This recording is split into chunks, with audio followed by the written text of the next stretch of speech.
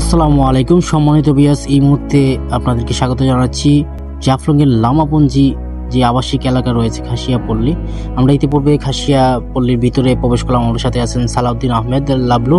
ইতিপূর্বে আপনারা দেখতে পাচ্ছেন যে লামাপঞ্জি যে খাসিয়া পল্লী যে বসত বাড়িগুলো রয়েছে, অসম্ভব সৌন্দর্যে ঘেরা। প্রত্যেকটা বাড়ির পরিবেশ, আঙিনা, অসৌন্দর্য সিঁড়ি এবং খুবই সুন্দর মনোমুগ্ধকর রং। আর এই মুহূর্তে আপনাদেরকে নিয়ে যাচ্ছি যে লামাপঞ্জির যে ঐতিহ্যবাহী সেই অনেক বছর আগের যে বটগাছ রয়েছে, সেই বটগাছটির ভিতরে আমি প্রবেশ করছি এবং সেই ভিতরে আপনারা দেখছেন ডালপালা এবং লতারাতে দিয়ে ওনারা বসার ব্যবস্থা করে দিয়েছেন, চেয়ার তৈরি করেছেন, লামাপঞ্জি লেখা তৈরি করেছেন। আর এটি হচ্ছে লামাপঞ্জির দরবার হল, যেখানে ওনারা প্রার্থনা করেন। আবার যদি একটু নদীর ধারে যান, সেখানে দেখতে পারবেন বিভিন্ন কাঠ দিয়ে গাছের মাধ্যমে সাইনবোর্ড দিয়ে দিক নির্দেশনামূলক পর্যটকদের জন্য, দর্শনার্থীদের জন্য রেখেছেন, যাতে কাউ যদি হারিয়ে যান রাস্তাটা তাহলে তারা যেন খুঁজে পান। আর সবচেয়ে সুন্দর এবং মনমুগ্ধকর যেটা হচ্ছে যে লামাপঞ্জিতে এরকম একটা জিনিস তৈরি করে রেখেছেন যে দর্শনার্থীদের মন আকর্ষণ করার মতো।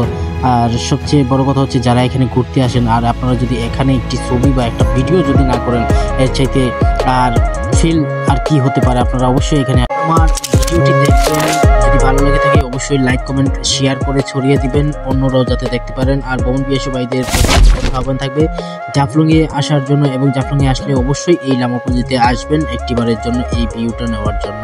আর অবশেষে পাশেই একটি মই রাখা ছিল, সেই মইগুলা দিয়ে ওনারা গাছ থেকে পান এবং সুপারি পারেন।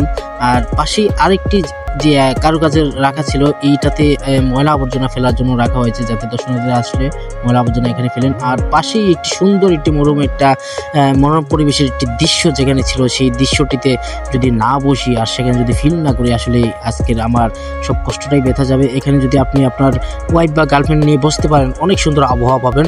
আর সর্বশেষ এবার এখান থেকে আমরা বিদায় নিচ্ছি, এখান থেকে চলে যাচ্ছি। খুবই রৌদ্রোজ্জ্বল, শরীরটা ঘামছে।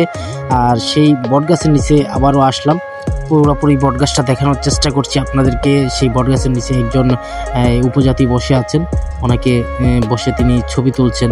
সেই বটগাছ দিয়ে আদলেই চেয়ার টেবিল, এখানে চেয়ার তৈরি করা হয়েছে। আর অবশেষে আমরা লামাপঞ্জিকে বিদায় জানিয়ে দিলাম। আল্লাহ হাফেজ লামাপঞ্জি। আর ছোট ছোট বাচ্চারা রয়েছে এবং সেই ঘরগুলো রয়েছে, আমরা বিদায় দিয়ে জানিয়ে দিলাম। আমাদের এবার গন্তব্য হচ্ছে, আমরা লামাপঞ্জি থেকে বের হয়ে আমরা চলে যাব সোজা নকশিয়াপুঞ্জি হয়ে সংগ্রামপুঞ্জি। যাই হোক, লাবলু ভাই অনেক খুশি যে এই ছোট্ট রাস্তা দিয়ে উনি সাইকেল চালাচ্ছেন এবং খুব ভালো লাগছে ওনার কাছে।